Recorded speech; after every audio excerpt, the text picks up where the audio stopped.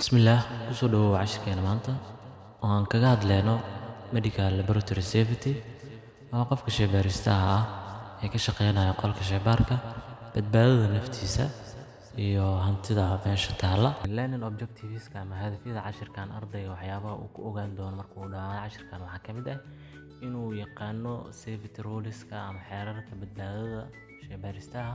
2 inuu si habboon uga shaqeyn karo qolka shaybaarka.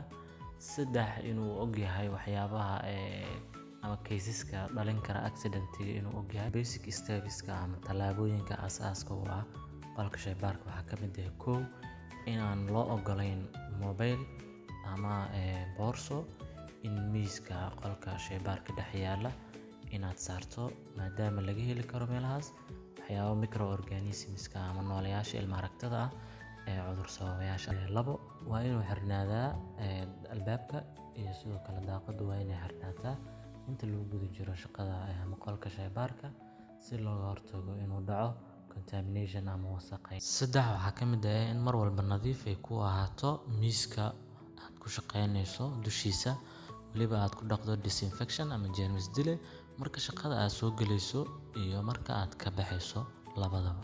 Number 4 inaadan sidoo kale dhigin waxyaabaha contaminated instruments-ka ama qalabyada wasakhaysan miiska aad ku shaqeynayso inaadan uga tagin sida needles-ka ama pipettes-ka ama slides-ka wasakhaysan ee aad ku shaqeysay inaadan uga tagin. 5 iyo 6 qalabyada cultures-ka loo isticmaalo ama bakteeriyada cuntadeeda lagu beero inaadan aad uga taxadarto oo aadan uga tagin meesha. Sidoo kale in la ilaaliyo protocol-ka oo meesha ay ahaato meel clean ah. Qaybta profession-ka haddii aan u guda galnana qofka shaybaarista ah waxaa laga rabaa marka shaqada uu soo galayo ama uu kasii baxayo inuu sameeyo waxa la yiraahdo wash hands ama gacmaha inuu dhaqo, waliba ethanol 70% ah cabirkeeda inuu ku dhaqo si loo ilaaliyo naftiisa ama prevention uu sameeyo. Qofka shaybaarista ah sidoo kale 2 waxaa waajib ku ah inuu xirto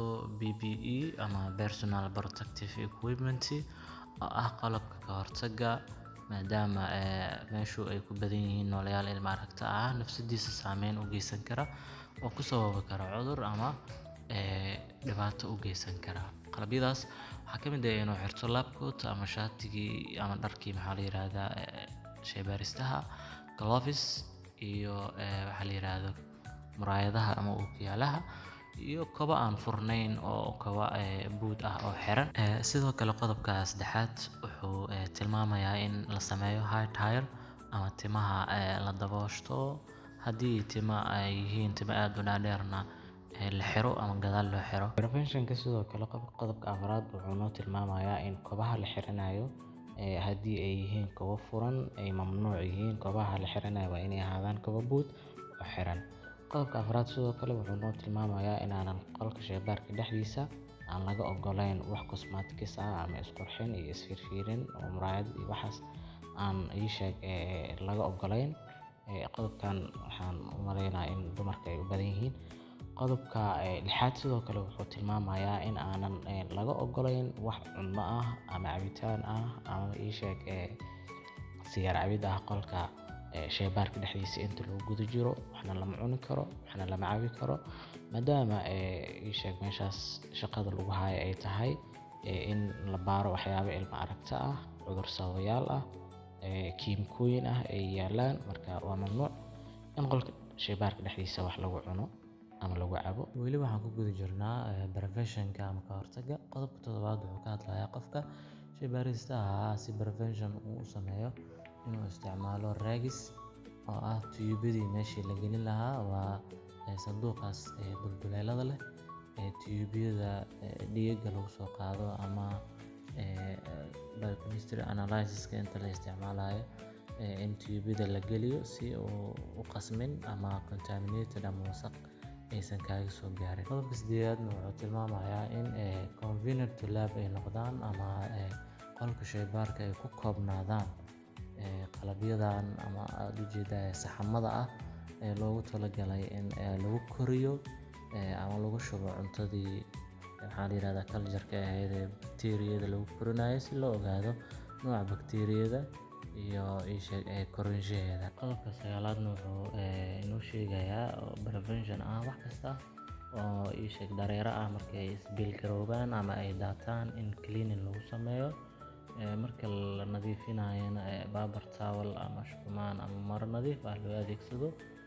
Disinfection waliba maxaa la yiraahdaa meeshaas lagu shubo, isla marka ay daataana la cover gareeyo ayaa ii sheeg prevention ama ka hortag si saameyn kale aysan ugu yeelanin qofka ama dadka ka shaqeynaya shaybaarka. Waxaa isla soo gaarnay gabagabadii qaybta ugu dambeyso.